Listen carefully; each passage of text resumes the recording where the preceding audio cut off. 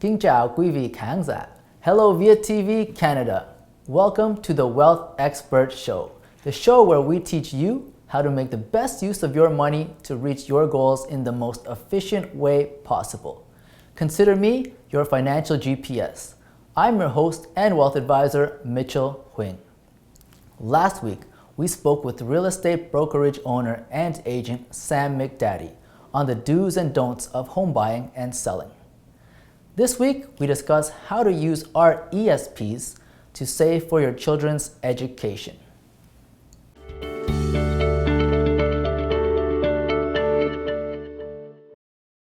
RESP, which stands for Registered Education Savings Plan, is a specialized account that the Government of Canada put in place to help you save money specifically for your children's education. I love this account. Why, you ask?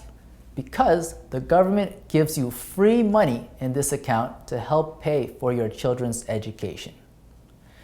Anytime the government gives us free money, we definitely need to make the most of it. Considering that the average cost of university tuition and boarding for an undergrad in Ontario, approximately $15,000 annually. That is a total of $60,000 over a 4-year bachelor's degree. Tuition is generally rising year over year, not to mention inflation.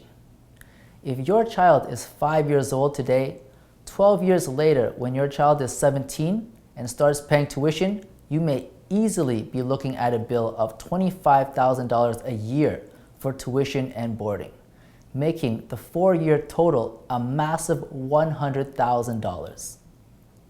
So let's talk about saving money today and how we can get access to that free money from the government.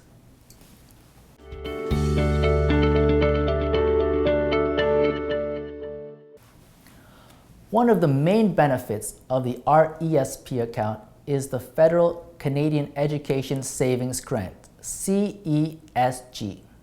This grant is 20% of any eligible contributions or deposits in an RESP account.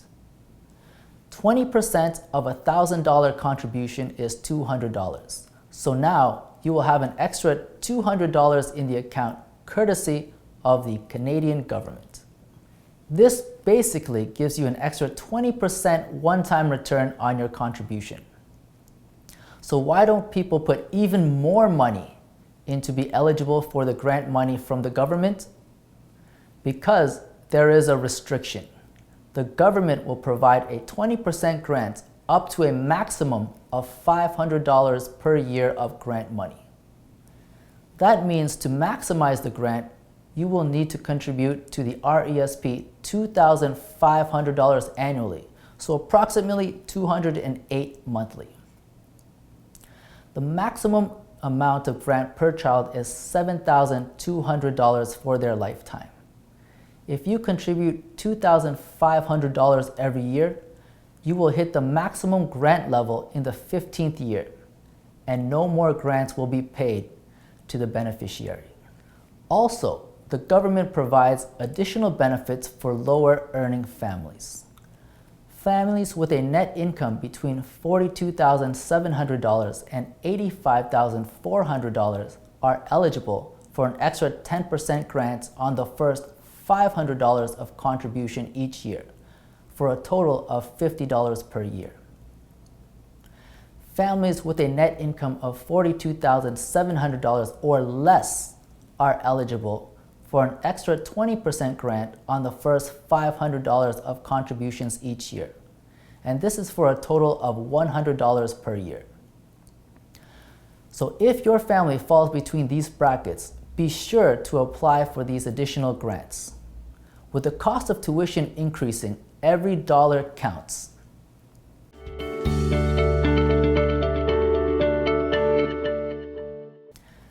There are a few things you need to remember when opening and using the RESP account.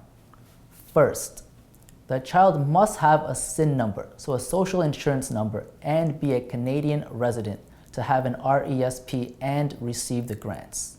Second, the RESP is similar to a TFSA in that there is no tax receipt issued for the contribution, and any income you make in the account through investments is not taxable.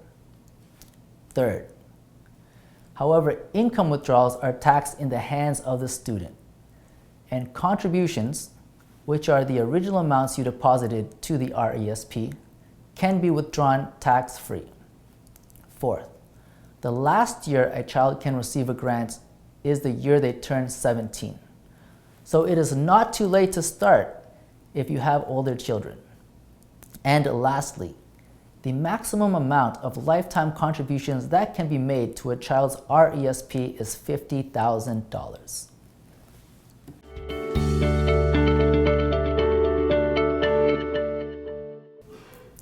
When withdrawing money, all you have to do is provide proof of enrollment. Check with your financial institution for their proof of enrollment criteria. The government has provided a verification of enrollment form, which most educational institutions will fill out for you. You don't have to provide receipts or any other kind of justification for your payment request. And you should always ask for more rather than less. Withdrawing from an RESP is not as convenient as withdrawing from your checking account. Don't be afraid to ask for enough to tide your student over for a while. You don't have to give all the money to the student right away when you withdraw. Most students are not as financially savvy as you are and might benefit from getting a regular payment rather than a lump sum at the beginning of the year.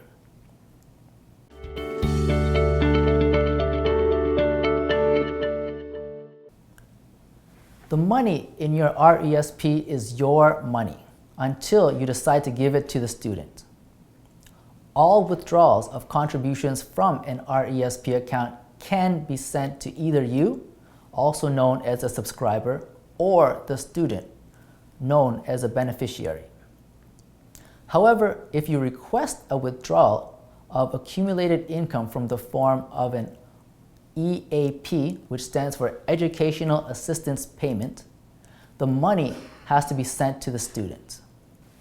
Only the subscriber, which is you, can request payments. The student who is a beneficiary of an RESP account has no control over the money. Therefore, they cannot request payments. Only you, the subscriber, can. So to save on your child paying taxes, specify if the withdrawal is to be made from contributions, non-contributions, or both. So there are two parts to an RESP account. Firstly, contribution amounts.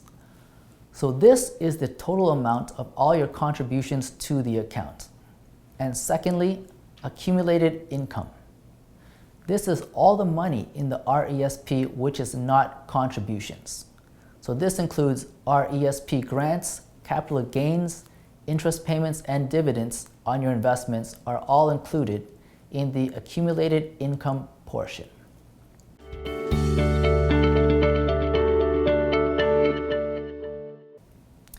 Therefore, when planning the withdrawals, try to withdraw as much accumulated income money as you can tax-free. For example, when the student first starts school, they will have just completed a short 2-month summer, so they probably won't have as much income for the year. During years where your child is not working or has an annual income below $11,000, that might be a good time to maximize payments from the accumulated income portion of the account, which is also known as the educational assistance payments. In years where your child is working part-time after classes or during summer and will make more money than the personal income threshold of approximately $11,000, the majority of the withdrawal should be taken as a contribution. So that is the portion that is not taxable. And those are the basics to the RESP.